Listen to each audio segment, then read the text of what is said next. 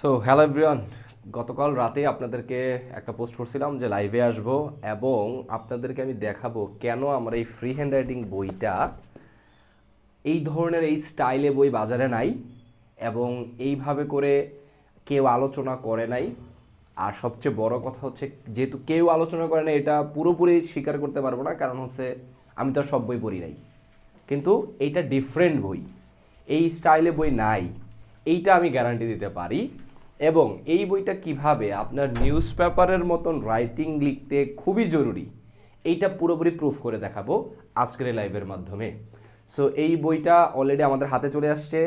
500+ বই আমাদের যারা প্রি অর্ডার ছিল তাদেরকে অলরেডি পাঠিয়ে দিছি। নতুন করে যারা অর্ডার করবেন তাদের অর্ডার আমরা নিচ্ছি। সো আপনারা যোগাযোগ করবেন, তবে লাইভটা আগে দেখেন এবং বোঝার চেষ্টা করেন কেন এই বইটা নিয়ে আমি এত পরিমাণে কথা বলতেছি বা এই বইটা কেন জরুরি বলতেছি, সেটা আপনাদেরকে আজকের ক্লাসটায় আমি বোঝাবো। ওকে, আচ্ছা, এখন কথা হচ্ছে আমরা এই যাবৎকালে যারা আমার ব্যাচগুলার স্টুডেন্ট আছেন 1 থেকে ব্যাচ 7 পর্যন্ত, এই 7টা ব্যাচের স্টুডেন্ট, তাদের আমার সম্পর্কে আর কোনো কোয়েশ্চেন থাকার কথা না। তারা খুব ভালোভাবে আমাকে চিনেন, আমার পড়ানোর স্টাইল, ওই স্টাইল অনুযায়ী আমি বই লিখছি। সো তারা নিশ্চয়ই জানেন। বাইরে যারা আছেন তাদের উদ্দেশ্যে এটা বলি যে আমি গ্রামার বেসড না পড়াইয়া আমি শব্দ বেসড পড়াই। শব্দ বেসড মানে কি? ধরেন আপনার একটা কথার মধ্যে বা একটা লেখার মধ্যে আপনি ইন টার্মস অফ বলতে চান, আপনি ইনস্টিড অফ লিখতে চান। আমরা বলি না যে I will stay here instead of going there, I will stay here. এই যে আই উইল স্টে হেয়ার, এটা একটা টেন্স, হ্যাঁ, এটা আমরা পারি। এখন সেখানে যাওয়ার পরিবর্তে আমি এখানে থাকবো, এটাকে আমরা ইনস্টিড অফ দিয়ে লিখি। এই ইনস্টিড অফ কীভাবে ব্যবহার করব, এইটার ব্যবহার, এটার উদাহরণ, এই উদাহরণের ব্যাখ্যা এবং এটা নিয়ে আরও কিছু উদাহরণ, এবং এই উদাহরণগুলার যেই শব্দগুলো আছে জটিল শব্দগুলা, এই শব্দগুলার বাংলা উচ্চারণ সহ বাংলা অর্থ, এইভাবে করে টপিক আলোচনা করছি ইন টার্মস অফ। হ্যাঁ, যেমন for example, I am not supporting him in terms of his behaviour. তাহলে আমি তাকে সাপোর্ট করতেছি না, কোন দিক থেকে সাপোর্ট করতেছি না? বিহেভিয়ারের দিক থেকে, অন্য দিক থেকে হয়তো সাপোর্ট করি তাকে। তাহলে এটার জন্য আমরা ইন টার্মস অফ ব্যবহার করি। এই ইন টার্মস অফ আমরা কিভাবে বাক্যের মধ্যে ব্যবহার করবো, এইভাবে শব্দ ধরে আমি মূলত হচ্ছে এই বইটাতে আলোচনা করছি এবং সব কিছু ইনক্লুডেড রাখার চেষ্টা করছি। যেমন furthermore, moreover, extra information দেওয়ার জন্য, বিপরীত কথা বলতে পারলে on the contrary, in contrast, তারপরে হচ্ছে কার কোনো ফলাফল প্রকাশ করার জন্য as a result, resulting, consequently, therefore, thus, এইগুলো কীভাবে ব্যবহার করবো। ওকে, তা আমি আগে নিউজ পেপারে যাব। নিউজ পেপারটা পড়ার সময় আপনাদেরকে বইয়ের পৃষ্ঠা সহ কত নাম্বার পেজে এইটা নিয়ে আলোচনা করা হয়েছে, এই আমার যে এখানে টপিকটা কন্টেন্ট লিস্ট, সেখান থেকে আপনাদেরকে দেখাবো। So let's get started. যারা আছেন তারা একটু কমেন্ট বক্সে সাড়া দিবেন, কি অবস্থা, কেমন আছেন। যারা অলরেডি অর্ডার করছেন তারা কমেন্ট করতে পারেন যে অর্ডার করছি, যারা অর্ডার করেন নাই তারাও কমেন্ট করতে পারেন। ওকে, আচ্ছা, এখন খেয়াল করেন, এইখানে আমরা আসি বা এইখানে যেই আপনার ইয়াটা দেয়া আছে, ও বইয়ের আর দুইটা জিনিস আমি সবচেয়ে বিশেষভাবে গুরুত্ব দিছি। সেটা হচ্ছে প্রথম পেজটা বলছে, প্রথম টপিকটা হচ্ছে ফ্রি হ্যান্ড রাইটিং শেখার নিয়ম, আপনি কোন স্টাইলে শিখবেন। কিছু কিছু স্টাইল আছে আমরা বাজারে ভুল পদ্ধতিতে শিখি, গ্রামার শিখে, স্ট্রাকচার শিখে, আনতেন হাবিজাবি জিনিসপাতি। এখানে আমি একটু ব্যাখ্যা করা, এক পেজের মধ্যে ব্যাখ্যা করার চেষ্টা করছি যে কীভাবে শিখবেন।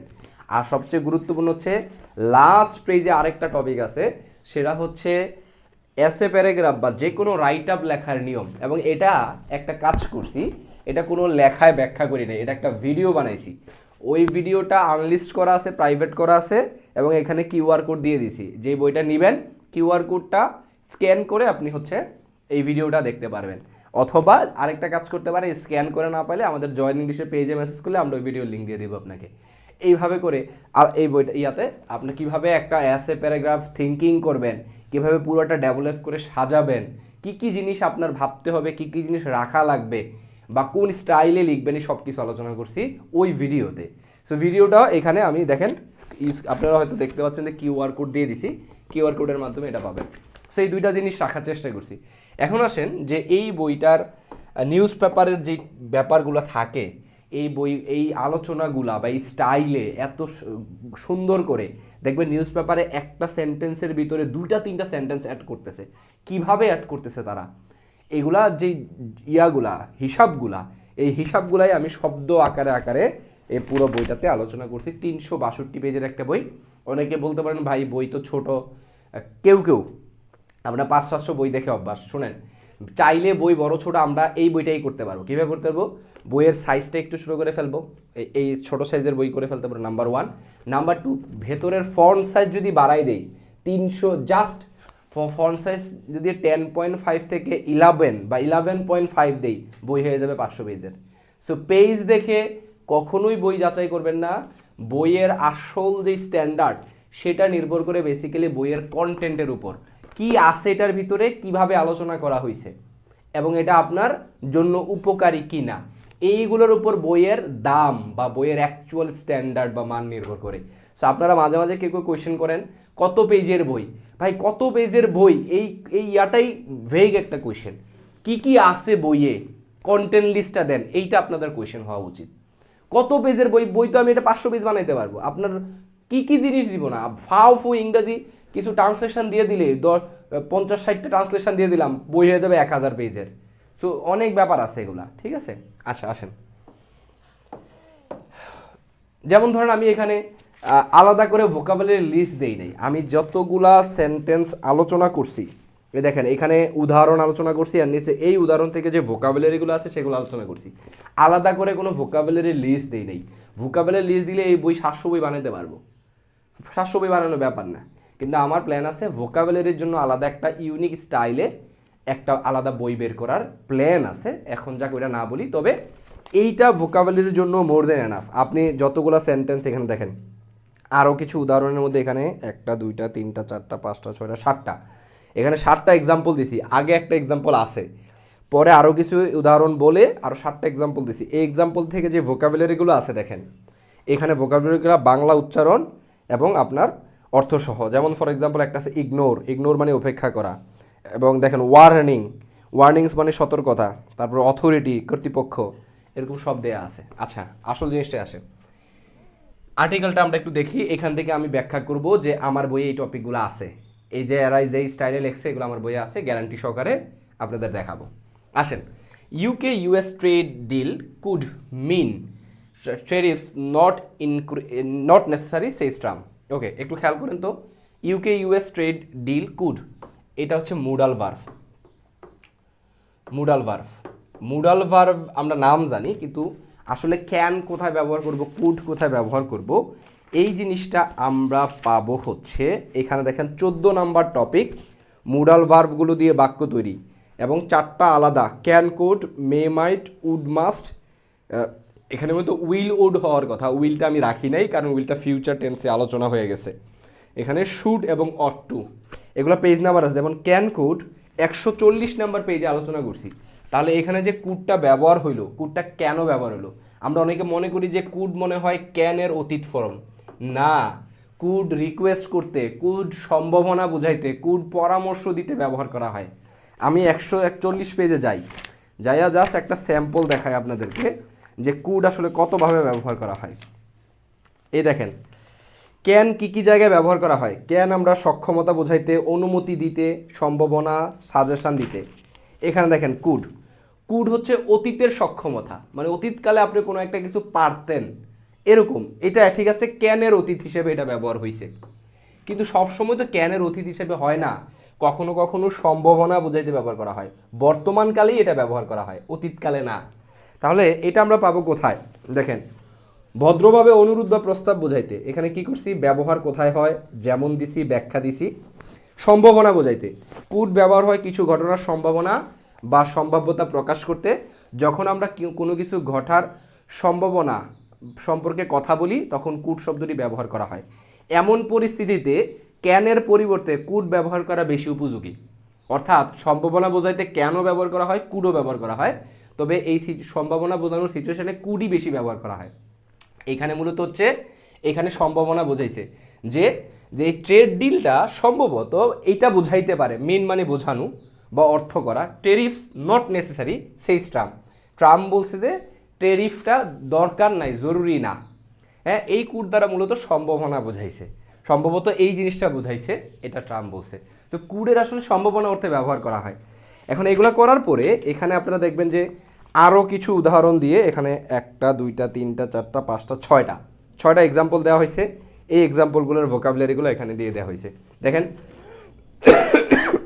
প্রথম এক্সাম্পলটা একটু খেয়াল করেন, আমি যেখানে দিছি বড় বড় এক্সাম্পল দিছি, নিউজ পেপার স্ট্যান্ডার্ডের বড় বড় এক্সাম্পল দিছি। ফাউ I try she goes to school, এইসব উদাহরণ অ্যাভয়েড করার চেষ্টা করছি, ছোটোবেলা থেকে শিখে আসছেন, এইসব উদাহরণ দেওয়ার কোনো মানেই হয় না। দেখেন given the current economic downturn, আমি প্রথম ওই আরও কিছু উদাহরণের প্রথম উদাহরণটা পড়তেছি। Given the current economic downturn the company could face significant challenges in the coming month. Sorry, বর্তমান অর্থনৈতিক মন্দার কারণে কোম্পানিটি আগামী মাসগুলোতে উল্লেখযোগ্য চ্যালেঞ্জের সম্মুখীন হতে পারে। আগের যে সেন্টেন্সটা বলছি সেটার বাংলা অর্থ নিচে দিয়ে দিছি। এখন দেখেন এইখানে কঠিন শব্দ কি, ডাউন টার্ন। ডাউন টার্ন মানে এখানে দিয়েছে যে ডাউন টার্ন মানে হচ্ছে মন্দা। তারপর ধরেন এখানে থাকতে পারে সিগনিফিকেন্ট, সিগনিফিকেন্টটা অন্য এক্সাম্পলে আরও দেওয়া হয়েছে তাই এখানে রাখা হয় নাই, এরকম। সো এইভাবে করে মূলত আলোচনাটা হয়েছে। আমরা পরে যাই, আরও জটিল ব্যাপার আছে, এটা তো সিম্পল একটা শব্দ। A trade deal between US and UK could happen very quickly, President Trump said at the joint press conference with Sir Keir Starmer. এখানে যে বিটুইন ব্যবহার করা হয়েছে, দুইটা জিনিসের ক্ষেত্রে বিটুইন, তিনটার ক্ষেত্রে অ্যামং ব্যবহার করি। এটা প্রিপোজিশনের ইয়াতে বিটুইন ভার্সেস অ্যামং এভাবে করে আলোচনা করছি। ওকে, সো এখানে কি বলছে যে a trade deal between the US and UK could happen, এটা হতে পারে, সম্ভাবনা, কিন্তু এখানে কিন্তু সামর্থ্য বোঝাইতেছে না। হ্যাঁ, ট্রেড ডিলের আবার সামর্থ্য কী জিনিস, সক্ষমতা। আমরা বলি না আই ক্যান ডু দিস, আমি এটা করতে পারি। I can solve complex math, আমি জটিল ম্যাথ সমাধান করতে পারি। এটা সক্ষমতা, আমার পারার স্কিল। কিন্তু এইখানে আপনি যদি বলেন আচ্ছা ঠিক আছে এটা তো ক্যানের অতীত ফর্ম, তাহলে ট্রেড ডিল পারবে, ট্রেড ডিলের আবার সক্ষমতা কী জিনিস, তার মানে এখানে সম্ভাবনা বোঝাইছে, সম্ভাবনা। ওকে, happen very quickly, President Donald Trump said at a joint press conference with Sir এত। এখানে সবচেয়ে গুরুত্বপূর্ণ যে জিনিসটা আপনারা দেখবেন সেটা হচ্ছে সবচেয়ে জটিল বিষয়, সেটা হচ্ছে আমরা জানি একটা সেন্টেন্স শুরু হওয়ার আগে পরে আমরা এক্সট্রা ইনফরমেশন দিতে পারি, এবং এক্সট্রা ইনফরমেশন অনেকগুলো ওয়ে আছে। এই ওয়েগুলোর মধ্যে একটা ওয়ে হচ্ছে ভার্বের সাথে আইএনজি যুক্ত করে, যেটাকে আমরা জিরান বলি। আমি অবশ্য জিরান নাম দেই নাই, কারণ আমি যতটুকু সম্ভব গ্রামারের নাম অ্যাভয়েড করে শব্দ বেশি আলোচনা করছি। আমি বলছি যে ভার্বের সাথে আইএনজি যুক্ত করে কিভাবে একটা বাক্যের আগে অথবা পরে, মানে শুরুতে বা শেষে অতিরিক্ত তথ্য দেওয়া যায়। খেয়াল করেন এই বাক্যটা শুরু হয়েছে এইখান থেকে মূলত। Trump envisages a real trade deal which could see the UK avoid the kind of tariffs that the president has been threatening on some of the US other trading partners. ওকে, এখানে বাক্যটার ক্ষেত্রে তিনটা জিনিস আপনারা একটু ফোকাস করতে হবে। একটা হচ্ছে এই যে অংশটুকু দেখেন কমা ব্যবহার করে মূল সেন্টেন্স শুরু হওয়ার আগে এক্সট্রা একটা ইনফরমেশন দিছে। এক্সট্রা ইনফরমেশন স্পিকিং, স্পিক ভার্বের সাথে আইএনজি যুক্ত করে। আমরা অনেক সময় বলি এরকম যে mentioning this kind of information doctor Yunus deliver speech. এই যে mentioning this kind of information, এই ধরনের তথ্য উপস্থাপন করে উল্লেখ করে ডক্টর মোহাম্মদ ইউনুস একটা বক্তব্য দিয়েছিলেন। তাহলে মেনশন ভার্বের সাথে আইএনজি যুক্ত করছি। এই জিনিসটা আছে কোথায়, আমি এখন দেখব আমাদের বইয়ের। এই দেখেন 31 নাম্বার যে টপিক বলছি যে মূল বাক্যের সাথে অতিরিক্ত তথ্য যুক্ত করার পদ্ধতি। 4টা পদ্ধতি ব্যাখ্যা করছি এখানে। একটা হচ্ছে ভার্বের সাথে আইএনজি যুক্ত করে বাক্যের শুরুতে বা শেষে তথ্য, এটা পাবো আমরা 228 নাম্বার পেজে। প্রিপোজিশন দিয়ে বাক্যের শুরুতে বা শেষে অতিরিক্ত তথ্য, আমরা যতগুলো প্রিপোজিশন আছে with, amid, through, in spite of, despite, তারপরে ধরেন হচ্ছে ইন, এগুলো যুক্ত করে বাক্যের শুরুতে বা শেষে আমরা এক্সট্রা তথ্য দিই। এটা আমরা পাবো হচ্ছে 230 নাম্বারে। পাস্ট পার্টিসিপল দিয়ে অর্থাৎ ভার্বের 3 নাম্বার ফর্ম ব্যবহার করে আমরা যে অতিরিক্ত তথ্য দিই সেটা পাবো 233-এ। কমা এবং ড্যাশ ব্যবহার করে অতিরিক্ত তথ্য দেওয়ার জন্য এটা পাবো 234 নাম্বারে পেজে। এইভাবে করে আমি টপিকগুলো আলোচনা করছি। সো তাহলে এই যে ভার্বের আইএনজি দিয়ে এটা আমি কীভাবে এক্সট্রা তথ্য দিলাম, এটা কেমন অর্থ হইতে পারে, হ্যাঁ কোন অর্থগুলো হইলে এই সিচুয়েশনে আমি ব্যবহার করতে পারবো, এই জিনিসটা আলোচনা করছি। তাহলে কত নম্বর পেজে আছে, মূল বাক্যের সাথে অতিরিক্ত তথ্য যোগ করার পদ্ধতি 228 থেকে 236 নাম্বার পর্যন্ত এই 7টা পেজে এই জিনিসটা আলোচনা করা হয়েছে। তারপর দেখেন আরও আছে, নাই যেমন না, এখানে সেন্টেন্সটা কিন্তু একটা সেন্টেন্স না, এখানে সেন্টেন্সটা কত বড় করছে দেখেন, এত বড় তথ্য কেমনে করছে, 2-3টা জিনিস যুক্ত করছে। একটা হচ্ছে মূল সেন্টেন্স শুরু হওয়ার আগে ভার্বের সাথে আইএনজি যুক্ত করে একটা তথ্য এক্সট্রা যুক্ত করছে, নাম্বার 1। নাম্বার 2, ডাব্লিউএস ওয়ার্ডগুলা যুক্ত করে কনজাংশন হিসেবে যুক্ত করে এখানে দেখেন হুইচ, এই ট্রেড ডিল সম্পর্কে এক্সট্রা ইনফরমেশান দিছে ডাব্লিউএস ওয়ার্ড দিয়ে, এক্সট্রা ইনফরমেশান দিয়ে এটাকে আরও একটা বাক্য এটার সাথে যুক্ত করছে। এইটা আমরা কোথায় পাবো?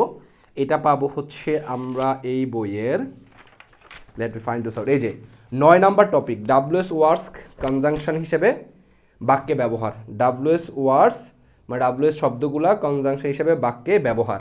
এটা পাবো 102 থেকে 121 নম্বর পেজের ভিতরে। এখানে আমি আবার 2টা ভাগ করছি, ডাব্লিউএস ওয়ার্ডগুলো হচ্ছে হু, হোয়াই, হুইচ, ওয়েন, হাউ, এগুলো যেগুলো আছে একটা, এটা পাবো আমরা 102 থেকে 114 নম্বর পেজে। আরও কিছু আছে, whatever, whenever, whichever, এই যে এগুলা, ওয়ার এভার, এইগুলা দিয়ে আরেকটা টপিক হয়েছে, সেটা হচ্ছে 114 থেকে 121-এর ভিতরে আলোচনা করছি। তো এটা পাবেন হচ্ছে আপনি, এটা আমরা পাবো হচ্ছে 102 থেকে 114 নম্বর পেজের ভিতরে। এই সবগুলা শব্দ আলাদা আলাদা ধরে ধরে, সবগুলো একসাথে না। যেমন একটা স্যাম্পল দিই, 102 নম্বর পেজে যাই আমরা। এই বই কেন নিউজ পেপারের মতন করে, আমি তো এই বই নিয়ে ইংলিশ পড়াই 2017 সাল থেকে, এতদিন কেন বই আসে নাই? হ্যাঁ, চাইলে তো আরও আগে আনতে পারতাম। অনেক রিসার্চ করে স্টুডেন্টের সাইকোলজি বুঝে তারপর বই আনার চেষ্টা করছি। 102 নম্বর পেজে আসেন, এই যে দেখেন, WH words as conjunction, what, why, which, dot dot dot, মানে আরও অন্যগুলো আর কি। দেখেন প্রথমে ছোট্ট করে আলোচনা করছি এটা কোন সিচুয়েশনে ব্যবহার করা হয়, তারপরে প্রত্যেকটা ধরে ধরে। এখানে হচ্ছে হোয়াট, হোয়াট আমরা কখন কীভাবে ব্যবহার করি, দেখেন হোয়াট সম্পর্কে ব্যবহার দিছি, হোয়াটের যেমন দিয়ে একটা উদাহরণ দিছি, তারপর এই উদাহরণের ব্যাখ্যা দিছি, একটা ছোট্ট নোট যুক্ত করে দিছি। আবার এরকম অনেক টপিকে ছোট ছোট নোট যুক্ত করা হয়েছে। যেমন এখানে বলছি যে এমন ডাব্লিউএস ওয়ার্ড যুক্ত কোনো পুরো অংশ যদি সাবজেক্ট হিসেবে ব্যবহার হয় তাহলে ভার্ব সবসময় সিঙ্গুলার হয়, অর্থাৎ পুরো একটা সেন্টেন্সও সাবজেক্ট হইতে পারে যদি আমরা এটাকে ডাব্লিউএস ওয়ার্ড দ্বারা শুরু করি। যেমন আমি একটা এক্সাম্পল দিই আপনাদেরকে, when he has come is totally unknown to us। দেখেন when he has come, কখন সে এসেছে, এই পুরোটাই একটা সাবজেক্ট। কখন সে এসেছে এই বিষয়টাই is totally unknown to us, আমাদের কাছে একেবারেই অজানা। তাহলে এখানে আমি বলছি যে যদি ডাব্লিউএস যুক্ত এই ধরনের সেন্টেন্সগুলা বাক্যের শুরুতে ব্যবহার হয়ে সাবজেক্টের মতন হয় তাহলে ভার্বটা সিঙ্গুলার হয়। একটা নোট যুক্ত করছি, দেখেন ইজ হয়েছে, এই পুরোটা সেন্টেন্স মিলেই একটা সাবজেক্ট হয়েছে। ওকে, সো এটা আলোচনা করা হয়েছে এভাবে করে। তারপরে নোটের পরে কি আছে, এই শব্দটা নিয়ে হোয়াট দিয়ে আরও কিছু উদাহরণ, 1, 2, 3, 4, 5টা উদাহরণ যুক্ত করা হয়েছে। এবং এই উদাহরণের আন্ডারে ভোকাবুলারির ইংলিশ উচ্চারণ এবং বাংলা অর্থ আলোচনা করছে। তারপর আলোচনা করছি হু, অর্থাৎ আমি যে বলছি শব্দ ধরে ধরে আলোচনা করছি, কেন বলছি দেখেন, হু আপনি কিভাবে বাক্যে কনজাংশন হিসেবে ব্যবহার করবেন। আর এই যে হু কোয়েশ্চেন হিসেবে আরেক ব্যবহার করা হয়, কোয়েশ্চেনের জন্য আলাদা একটা চ্যাপ্টার আছে, সন্দেহের কোনো কারণ নাই। শুরুতেই আপনার 4 নাম্বার যে অধ্যায়টা, এখানে হচ্ছে কোয়েশ্চেন তৈরি আমরা পাবো হচ্ছে 70 নাম্বার পেজে কোয়েশ্চেন তৈরি পাবো। আর টেন্স তো বিশাল ব্যাখ্যা করে করে আলোচনা করা হয়েছে প্রায় 8 নাম্বার পেজ থেকে 67 নাম্বার পেজের ভিতরে। ওকে, দেখি কারো কোনো কমেন্ট আছে কি না।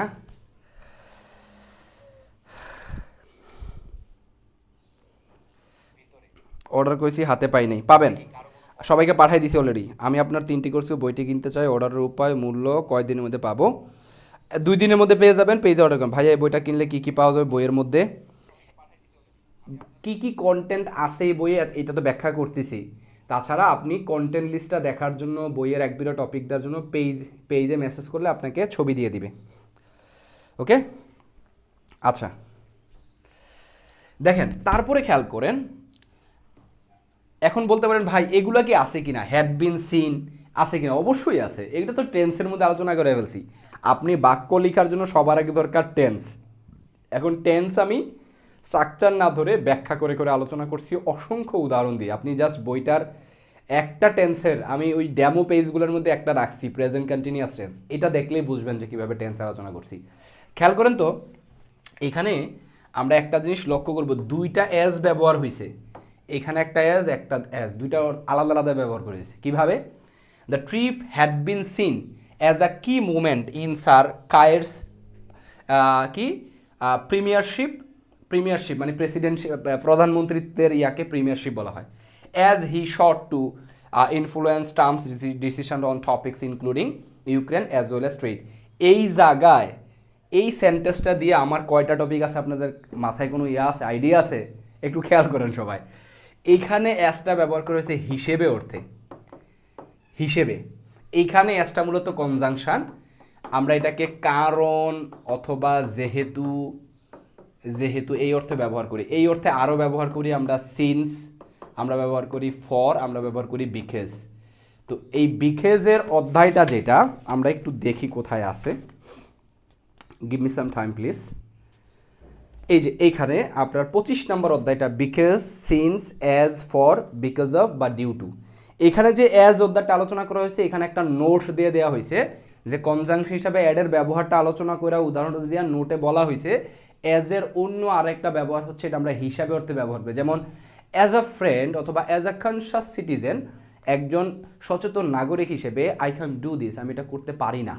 তাহলে অ্যাজ আ কনসাস সিটিজেন, একজন সচেতন নাগরিক হিসেবে, এই হিসেবে অর্থে এইখানে ব্যবহার হয়েছে হিসেবে অর্থে, এখানে ব্যবহার হয়েছে কারণ যেহেতু অর্থে। তো এইটা আপনি পাবেন আমাদের আমার বইটার 25 নম্বর অধ্যায়ের 199 নম্বর পেজে আপনি এটা পাবেন, 199। এখানে আরও জিনিস আছে, ওয়েট করেন। মালিকানা বোঝাইতে আমরা অ্যাপোস্ট্রফি অ্যাজ ব্যবহার করি, অ্যাপোস্ট্রফি অ্যাজ, এটা পাবেন আপনি ইম্পর্টেন্ট নোটস নামে একটা অধ্যায় যুক্ত করছি 297 পেজে, ইম্পর্টেন্ট নোটস, ওইখানে আমি বিস্তর আলোচনা করছি এটা। তারপর আসেন, এই যে এখানেও আছে টার্মস, ডিসিশন, স্যার কায়েরস প্রিমিয়ারশিপ, এগুলো হচ্ছে মালিকানা বোঝাইতে আমরা এটা ব্যবহার করি। দেশের জনগণ দুইভাবে লিখতে পারি, এইভাবে আলোচনা করছি যে the people of the country অথবা কান্ট্রিজ পিপল, অফ দিয়েও করতে পারি, অ্যাপোস্ট্রফি দিয়েও করতে পারি, এই দুইভাবে আলোচনা করা হয়েছে। তারপর আসেন, এখানে আরও দুইটা জিনিস, ইনক্লুডিং, এই যে ইনক্লুডিং দিয়ে ইউক্রেনকে যুক্ত করলো, ইউক্রেন সহ, অর্থাৎ he sought to influence Trump's decisions on topics including Ukraine, ইউক্রেনের টপিকটা সহ ট্রাম্পের ডিসিশনগুলোর উপরে সে কি খুঁজতেছে? প্রভাব খুঁজেছিল, এরকম ব্যাপার। শর্ট হচ্ছে সিক থেকে আসছে, সিক মানে হচ্ছে খোঁজা। তাহলে এই যে ইউক্রেন সহ, এই ইনক্লুডিং শব্দটা দিয়ে একটা চ্যাপ্টার আমি একটু বের করে দেখাই কোথায় আছে। 41 নাম্বার যে টপিকটা, এটার মধ্যে 283 নাম্বার পেজে মূলত 5টা টপিক যুক্ত করা হয়েছে। If true, instead of, including, during, in terms of. এগুলো কিন্তু সব একসাথে না, সব আলাদা আলাদা করে আলোচনা করা হয়েছে, কিন্তু একটা ইয়ার মধ্যে অ্যাড করা হয়েছে টপিকের মধ্যে। 283 নাম্বার পেজ, 83 নাম্বার পেজে পাবো আমরা ইফ ট্রু, তারপরে ইনস্টিড অফ, তারপরে ইনক্লুডিং। তাহলে ইনক্লুডিংয়ের যে ব্যাপারটা, 283-তে যাই, 283,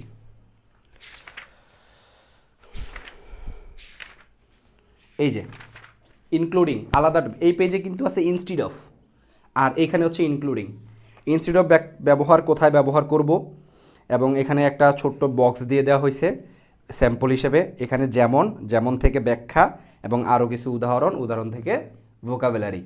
এখানে দেখেন ইনক্লুডিং শব্দটি মূলত একটি তালিকা, কোনো কিছু বা কাউকে, তালিকায় কোনো কিছু বা কাউকে অন্তর্ভুক্ত করার জন্য ব্যবহার হয়, মানে যুক্ত করার জন্য। যেমন এটা একটা ট্রাম্পের ডিসিশনটা মধ্যে কোন ডিসিশনটা আছে একটু শেষ করি আগে।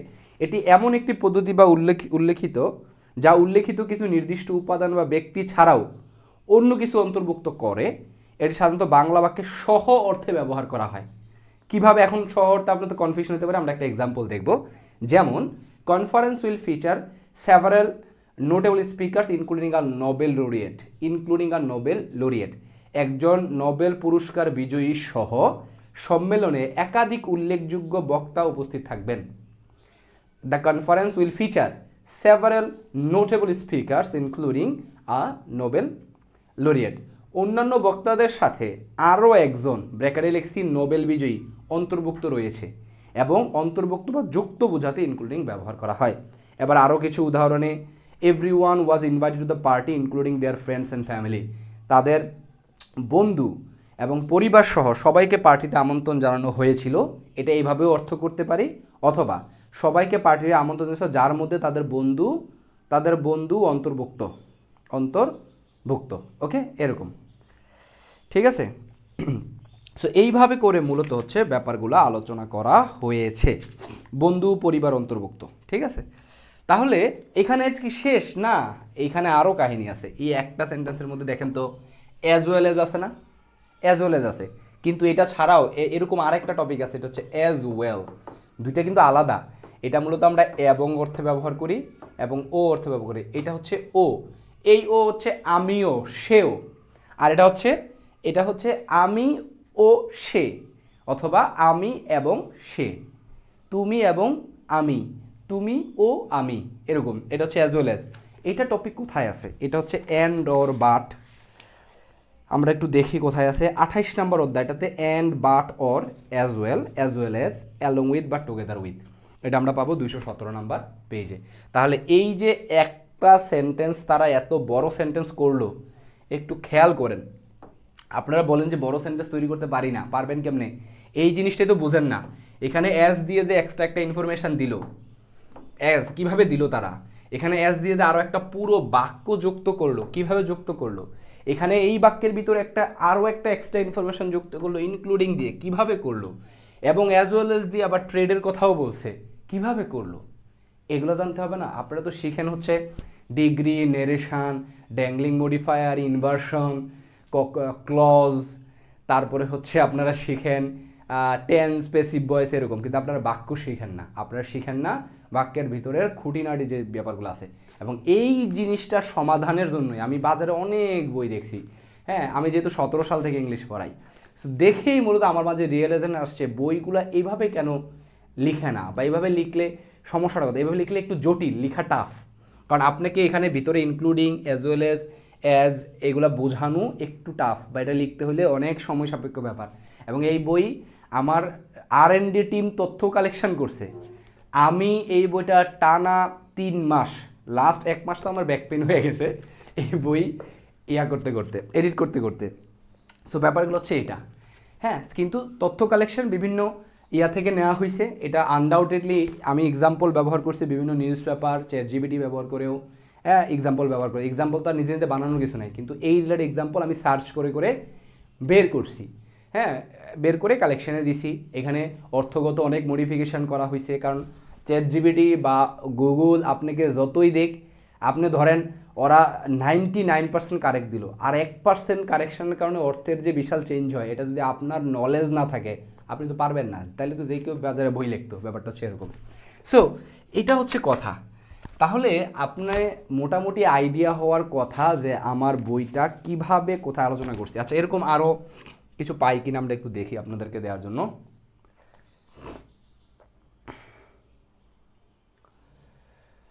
এ দেখেন, প্রিপোজিশনের পরে ভার্বের সাথে আইএনজি হয়েছে। বাই কই গেল? ওকে, উইথ, একটু ওয়েট। এইখানে বাই প্রেজেন্টিং, এই প্রিপোজিশনের পরে এইটা আমরা আনছি হচ্ছে, এটা আমি যুক্ত করছি ইম্পর্টেন্ট নোটসের একটা টপিক আছে এরকম, যে কোনো প্রিপোজিশন আসলে ভার্বের সাথে আইএনজি যুক্ত করতে হয় টু ছাড়া। টু কখন কখন হয়? Look forward to, use to, accustom two, এগুলোর ক্ষেত্রে হয়। এক্সাম্পল সব ব্যাখ্যা করছি। আমি সবসময় বইয়ের বিভিন্ন জায়গায় লিখে রাখছি বেশি বেশি এক্সাম্পল পড়েন, বেশি বেশি এক্সাম্পলগুলোর দিকে ফোকাস করেন। হ্যাঁ, তারপরে স্ট্রাকচার ফোকাস করা দরকার নেই, স্ট্রাকচার দেইও নাই, খুব রেয়ার কয়েকটার মধ্যে স্ট্রাকচার না দিলেই নয়, এগুলো স্ট্রাকচার ছিল, বাকি সব ব্যাখ্যা করে আলোচনা করছি। এখানে নোট দিয়ে দিছি। ওয়াইল আর ওয়েন এর মধ্যে আমরা পার্থক্য নিয়ে একটা কনফিউশন তৈরি আমাদের, যে ভাই ওয়াইল কখন ব্যবহার করি, ওয়েন কখন ব্যবহার করি, এটা একটু ক্লিয়ার করে দেন। ক্লাসে প্রচুর পরিমাণে প্রশ্ন আসে আমার। এটা দেখেন এখানে নোট, ওয়াইল এবং ওয়েনের মধ্যে সঠিক ব্যবহারের পার্থক্য এখানে আলাদা নোট করে পার্থক্য যুক্ত করে দিছি।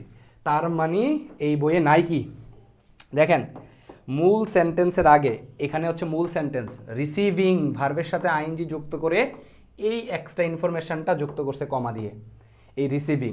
তাহলে এটা আমি দেখাইছি যে কোথায় এটা আপনারা পাবেন, আপনারা এইটা কোথায় পাবেন।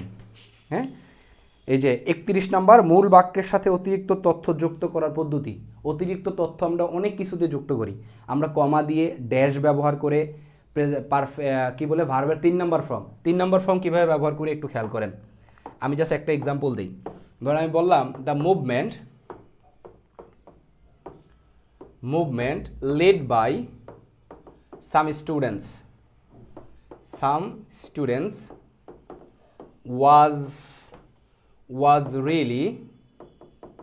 was really excellent অথবা was really well planned আমি দিলাম ধরেন। তাহলে এখানে যে ব্যবহারটা আমরা লক্ষ্য করলাম, মূলত আমার সাবজেক্ট হচ্ছে দ্য মুভমেন্ট, এই যে অংশটুকু আছে, এই অংশটুকু extra information. The movement was really well planned, the movement was really well planned. এখন মুভমেন্টটা কে বা কারা করছে এটা এক্সট্রা ইনফরমেশন দিছি, লেড বাই সাম স্টুডেন্টস। এই লেডটা আসছে হচ্ছে লিড ভার্বের 3 নম্বর ফর্মে আসছে। মূলত এটা হওয়ার কথা ছিল the movement which was led by some students. এই হুইচ ওয়াজটা এখানে উজ্জ্ব হয়ে গেছে। এইগুলা এভাবে করে আলোচনা করছি, হুইচ ওয়াজটাকে বাদ দিয়ে এইভাবে করে ভার্বের 3 নম্বর ফর্ম যুক্ত করা হয়েছে। এরকম অসংখ্য আপনারা ইয়াতে দেখবেন। আমি এখানে যদি পাই কেনে একটু দেখি,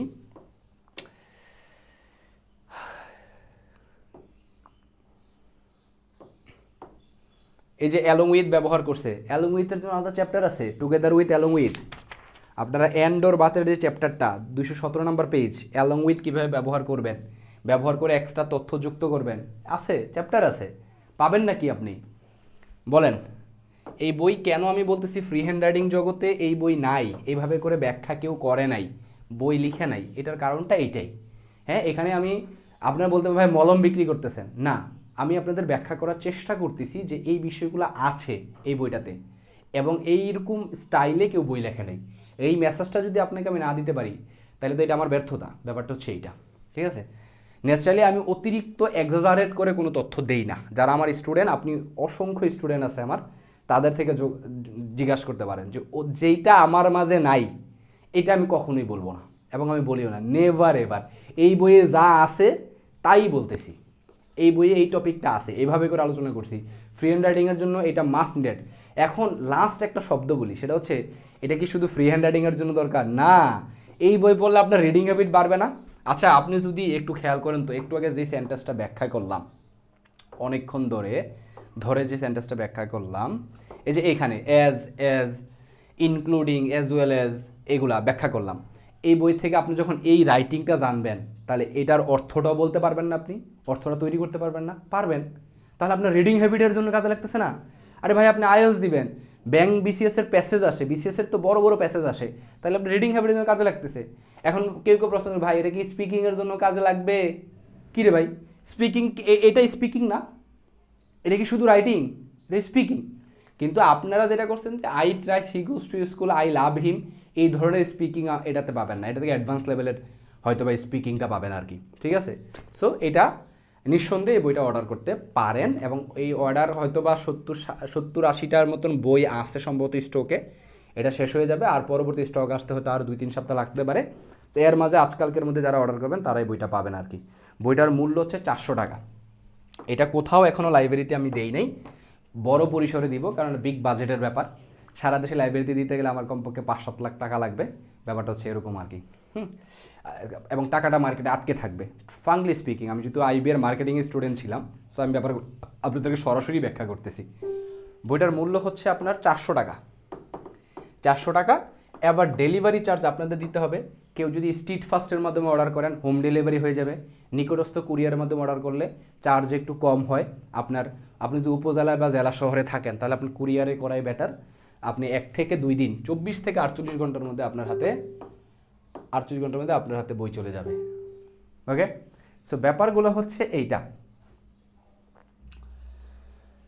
দেখি আপনাদের মাঝে কোনো কোশ্চেন আছে কি না।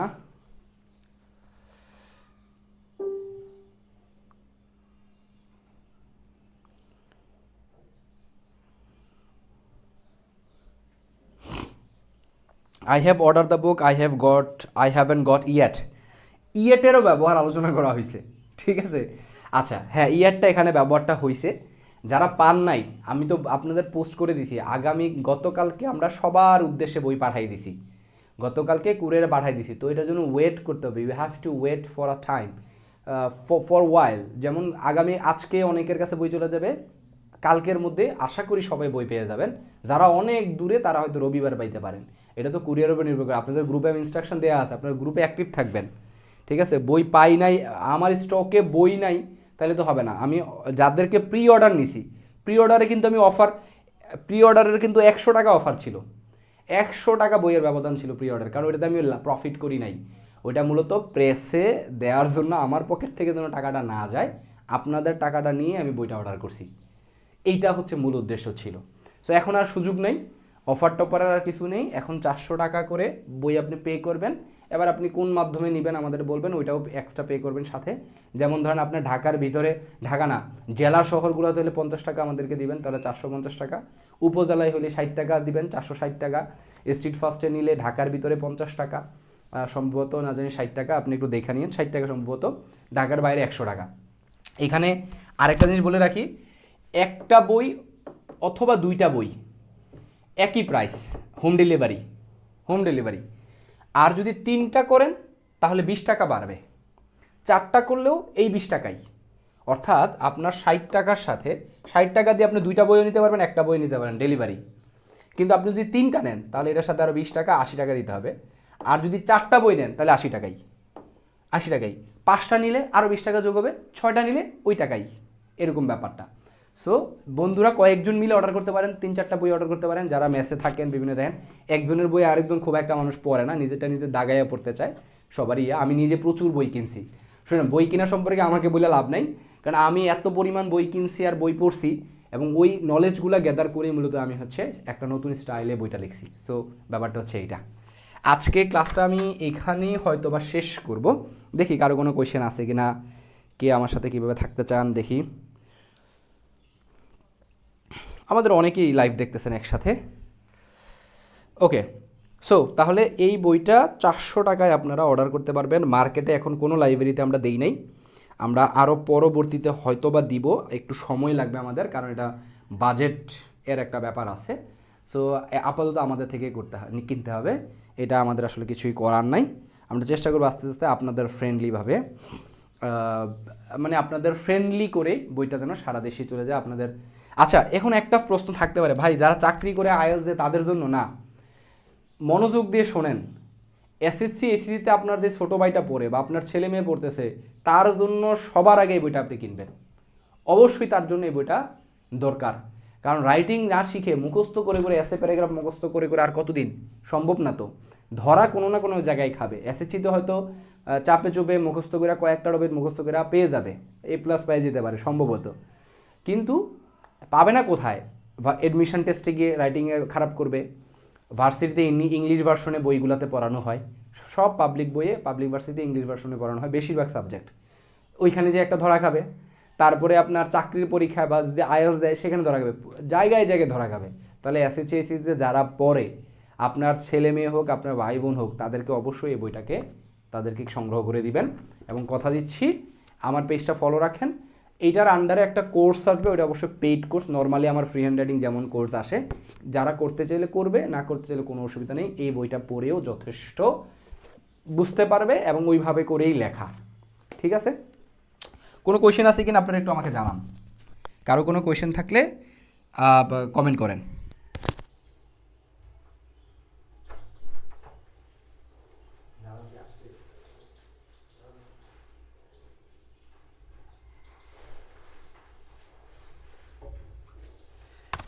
দেখি কারো কোনো কোয়েশ্চেন আছে কিনা, একটু ওয়েট।